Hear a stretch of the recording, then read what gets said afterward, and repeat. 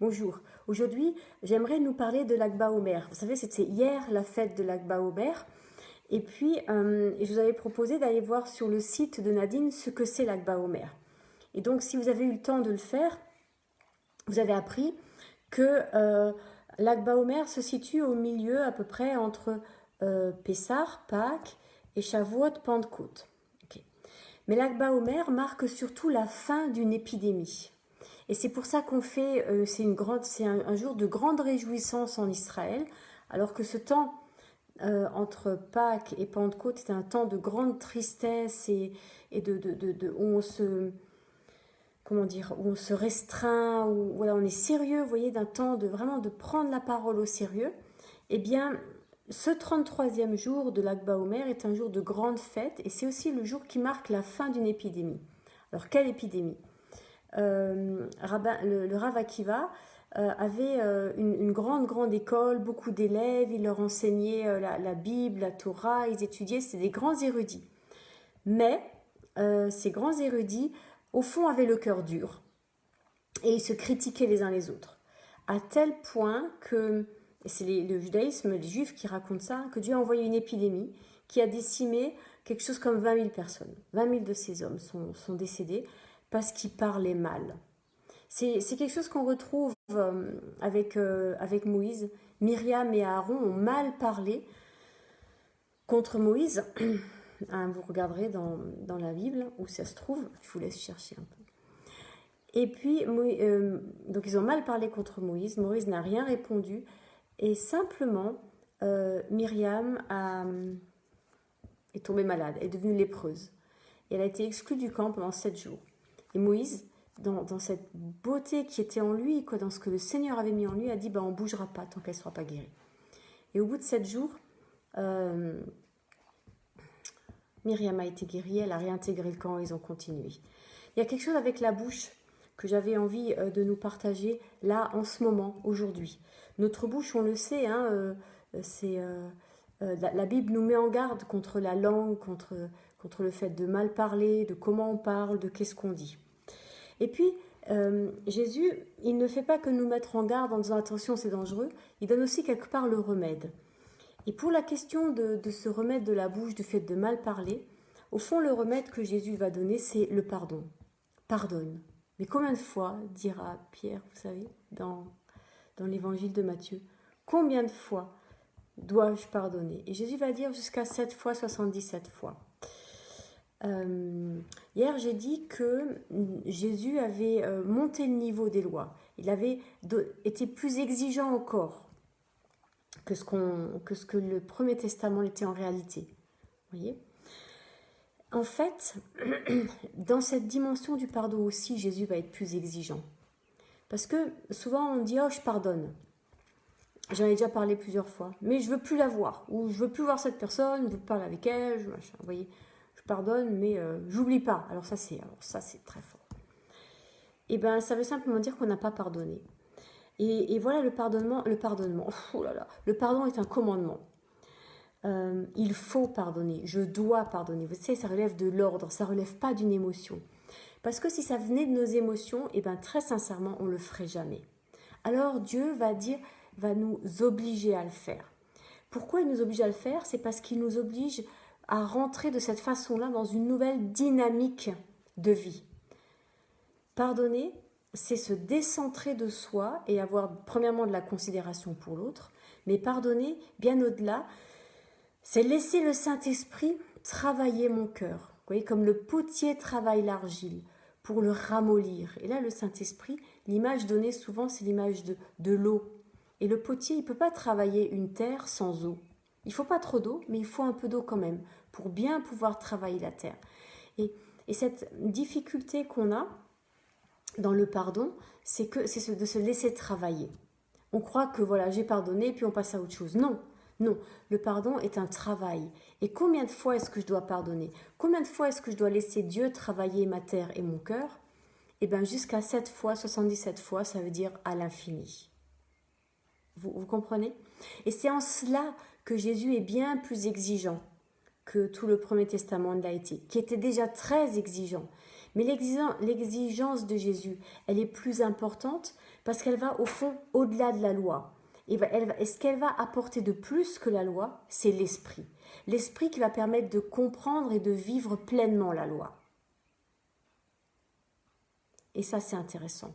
Ça, c'est intéressant parce que effectivement, tout d'un coup, cette parole de Jésus prend sens. Je ne suis pas venu abolir la loi, mais l'accomplir. La plénitudifier. Ok, ça n'existe pas. Mais n'empêche que Jésus vient rendre ou donner toute sa plénitude à la loi par l'Esprit. C'est l'Esprit Saint. C'est l'Esprit Saint qui va faire ce travail.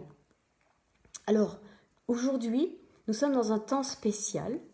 Donc, alors, c'est la fin de l'Akba Omer, c'est la fin de la fête, on s'est réjouis. De la même manière, on est depuis quelques jours dans la fin du confinement, on se réjouit. Et en même temps, il faut garder à l'esprit quelque chose qui relève d'une fragilité. Vous voyez, cette dimension du pardon, elle va dans ce sens-là. Eh bien, on reste fragile. On a été blessé, offensé.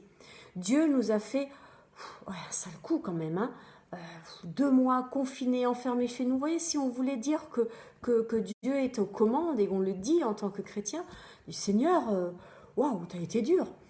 Moi, je me plains pas trop. Je me dis, je préfère être enfermé 2 mois que de me promener, de me balader 40 ans dans le désert. Mais bon, après, hein, voilà. Vous voyez ce que je veux dire? Voilà. Dieu nous a fait un sale coup. Et on a envie de lui dire, mais Seigneur, je suis pas content, je suis fâché. Et on a le droit. Mais c'est s'arrêter à ce qui nous arrive. Vous voyez, c'est comme les épreuves de la vie. On a tous connu perdre un conjoint, perdre un enfant, tomber malade, vivre n'importe quelle épreuve, perdre son travail. Ça, c'est quelque chose qui va bien arriver. Pourquoi, si Dieu est bon, pourquoi je perds mon travail? Si Dieu est amour, pourquoi il me fait ce sale coup? Pourquoi il me fait ce sale coup? Eh bien, c'est souvent parce qu'on s'arrête au moment du drame qu'on vit, à plusieurs niveaux, hein, parce qu'il y a des petits drames, il y a des grands drames, mais souvent c'est des drames pour la personne et on ne peut pas juger, on ne peut pas savoir si pour l'un perdre un travail va être un drame énorme et pour l'autre perdre, je ne sais pas moi, tomber malade va être, alors que pour le sens contraire, ça ne va pas avoir le même effet. Vous voyez, c'est pas pareil. On vit les choses chacun d'une autre manière. Et le problème qu'on rencontre, c'est que souvent on reste arrêté sur ce qui nous arrive, là, comme ça, vous voyez, tout ça, tout près de moi. Et on n'arrive pas à voir ce qu'il y a derrière. Et là, on a besoin de la révélation. Là, c'est l'Esprit Saint qui nous dit, mais attends, ne t'arrête pas à ce qu'il y a devant. Regarde ce qu'il y a derrière. Et vous voyez, je pense, en ce moment, au moment où je parle, je pense à quelque chose de très précis. Je pense à ce film La Cabane, que souvent on a vu. Et si vous ne l'avez pas vu, vraiment, je vous le conseille. C'est un papa qui perd sa petite fille et qui tombe en dépression, une grave dépression. Et puis, un jour, il y a un courrier qui arrive et il a rendez-vous avec Dieu. Et puis, il y a tout un dialogue qui s'instaure entre Dieu et lui. Sur la question du pardon, sur la question du jugement, de juger. Comment je juge? Ah, mais tu es juge, donc tu sais, tu vas juger. Et il se rend compte qu'il ne peut pas juger. On ne peut pas juger. On ne sait pas, parce qu'on ne sait pas. Voilà. Parce que, on ne voit pas derrière. Et c'est ça qui est difficile. Alors, dans les choses qui nous arrivent, dans les choses dures qui nous arrivent, qui sont en train d'arriver, qui arrivent à plusieurs, ne nous arrêtons pas à ce qui est premièrement visible. Laissons l'esprit nous montrer ce qu'il y a derrière. Et il y a quelque chose derrière. Il y a quelque chose derrière. Et c'est ce quelque chose derrière que le Seigneur à la fois veut nous montrer, mais qui dit, mais j'ai préparé une bonne chose. Bien sûr, il y a l'épreuve, mais derrière, il y a une bonne chose. Alors, je pensais à la photo que j'ai mise il y a juste 5 minutes sur le site de la paroisse et sur ma page Facebook, d'un magnifique rosier. Ce rosier, c'est le rosier qui est devant la porte du presbytère. Et quand je suis arrivée, le rosier était à la fois malade et en piteux état. Parce qu'on ne s'était pas beaucoup occupé de lui. Le collègue, qui est un homme formidable, qui était avant moi, il n'avait pas le rosier, ce n'était pas son truc. Moi, j'avoue, c'est mon truc. Donc, la première année, je me suis occupée de ce rosier. Ça fait 2 ans que je suis là. Donc, la première année, je l'ai taillé. Quelqu'un d'autre l'a taillé, raisonnablement. Voilà, quelqu'un de sage.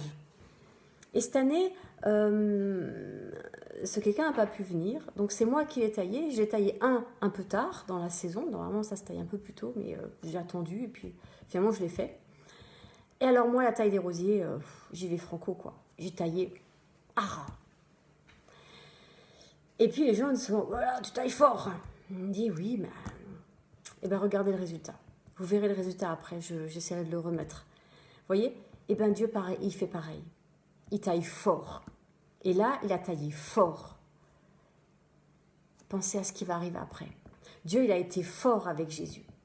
Il est mort sur la croix, il a été fouetté, il a été... Je veux dire, Dieu, il y allé fort. Regardez ce qui s'est passé derrière. La résurrection, l'éternité. Jésus, il y allé fort avec Pierre. Ouais. Quand il lui a dit, vous savez, cette parole, arrière de moi, Satan. Wow. Ou quand dans l'évangile de Jean, quand Jésus lui dit comment il va finir, waouh, oups, il y va fort. Et puis après, il termine l'évangile de Jean en disant, mais ce que l'autre fait ne te regarde pas. C'est fort. Vous voyez, quand Jésus vient et qui chasse les marchands du temple, il fait un fouet avec des cordelettes. Moi, j'aurais pas aimé recevoir un coup. Hein. Je pense pas que Jésus y a été... je vais pas faire trop mal, excuse-moi. Il était en colère, il y avait de l'émotion, il y avait de la force. Dieu, il y va fort. Parce que ce qu'il a préparé derrière, c'est fort aussi. J'allais dire, c'est puissant. C'est la vie. Et si... au fond, c'est comme si Dieu, il avait prévu la quantité pour remplir, je sais pas moi, une barrique de 100 litres, et nous, on arrive avec un verre d'eau. C'est pas adapté. On va jamais pouvoir recevoir tout ce qu'il a préparé, tout ce qu'il prévoit de nous donner, si on a un verre d'eau. Donc, il y va fort parce qu'il élargit les choses. Et on est dans ce temps où on sort de fin d'épidémie, où on sort de ce temps de l'épidémie, où on apprend, on est dans ce temps alors on pourrait le comparer à la maladie avant, vous voyez, le confinement c'était comme la maladie, voilà. Et puis là maintenant on est dans le temps de convalescence.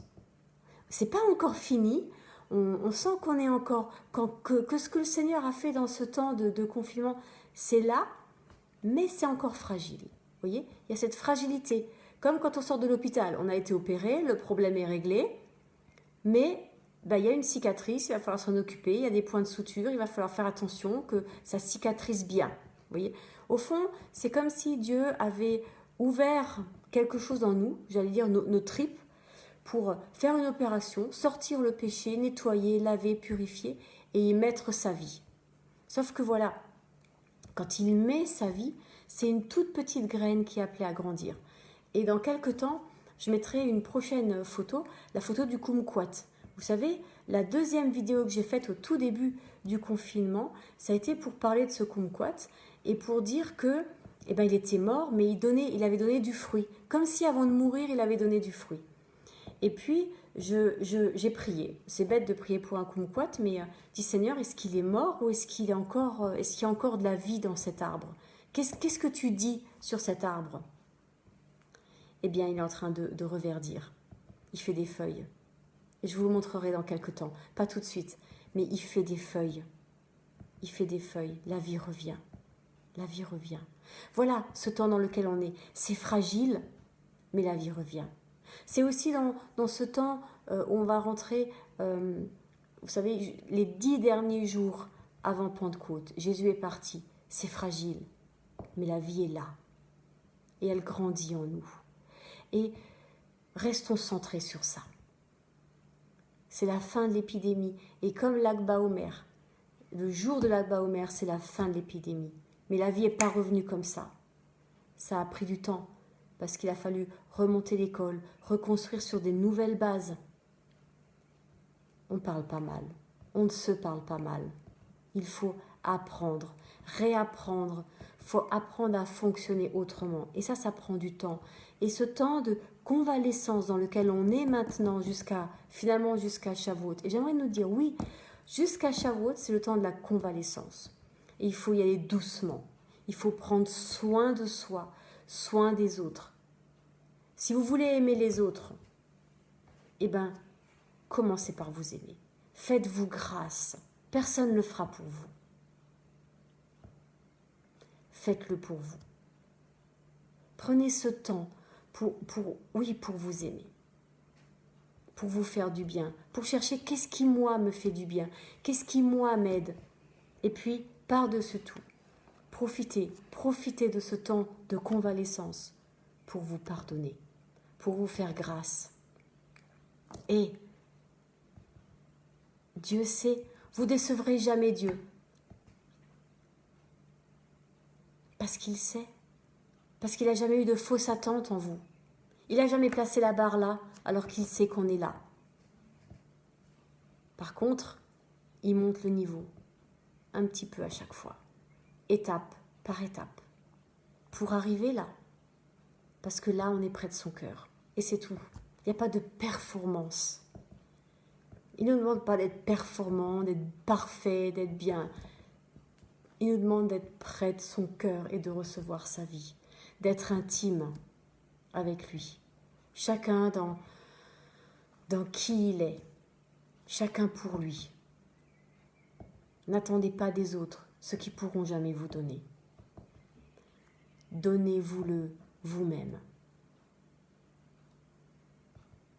Et si vous avez envie qu'on vous offre des roses, c'est pas très compliqué. Allez vous les acheter, faites-vous plaisir. Vous voyez ce que je veux dire? N'attendez pas quelque chose des autres. Faites-vous grâce.